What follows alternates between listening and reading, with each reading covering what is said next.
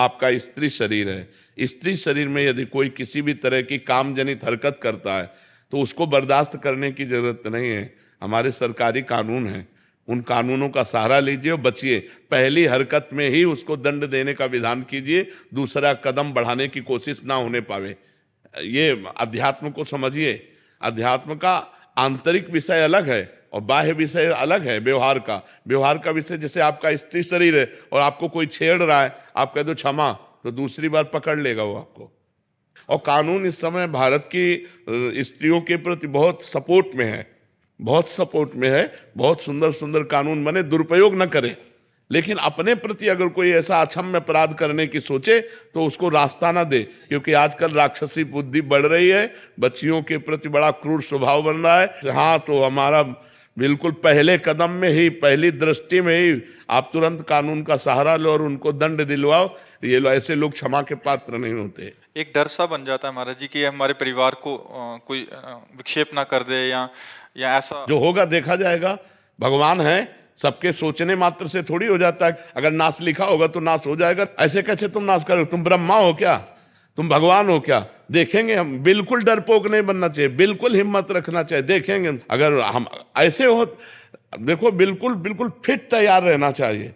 मरना जिस दिन है उसी दिन मरेंगे, लेकिन इसके बीच में तुम हमको हस्तक्षेप करोगे, बिल्कुल कड़क रहना चाहिए। और अगर ये जरा भी इस तरह का कि एक दो लोग है हस्तक्षेप कर रहे हैं तो किसी तरह बचकर निकलना चाहिए और इसके बाद फिर सरकारी सहयोग लेकर के अपने बचाव पक्ष को रखना चाहिए। ये समाज अब ऐसा नहीं क्षमा करने लायक। अब नए नए बच्चे बहुत उद्दंड होते चले जा रहे हैं, बहुत उद्दंड। नशा करने लगे हैं, गंदी बातें देखते हैं मोबाइल में और उसी का प्रयोग प्रैक्टिकल करना चाहते हैं। तो गंदे गंदे आचरण, गंदी गंदी बातें हो रही। तो हम बहनों से प्रार्थना करते हैं, बिल्कुल क्षमा मत करो जी। एक समाधान और दे दीजिए महाराज जी, हमसे गलती हो गई और सामने वाला हमें बहुत ब्लैकमेल कर रहा है और फिर गलती पे गलती बन रही है। ऐसी स्थिति में हम डिप्रेशन में बिल्कुल ब्लैकमेल नहीं होना चाहिए। अगर हमसे गलती हो गई तो एक बार गलती हो गई, माना कि तेरे साथ एक बार गलती हो गई तो ये थोड़ी मम्मी जाने, पापा जाने, विश्व जाने तो बार बार थोड़ी हम ब्लैकमेल होते रहेंगे। एक बार हमसे त्रुटि हो गई, एक बार गलती हो गई, दबना नहीं चाहिए कि एक बार हमसे गलती होगी, भेद खुल जाएगा। महाराज जी, मेरी 17 साल की बेटी है जी। वो जैसे एक्टिवा पे जाती है, वो मुझे घर आके बोलती है, मम्मा पापा की उम्र के ऐसे गलत बिल्कुल नहीं। आजकल उम्र करने सबकी बुद्धि भ्रष्ट है। जो भगवान से बिलग है, जो धर्म से बिलग है, जो अध्यात्म से बिलग है, भरोसे लायक नहीं 80 वर्ष का भी।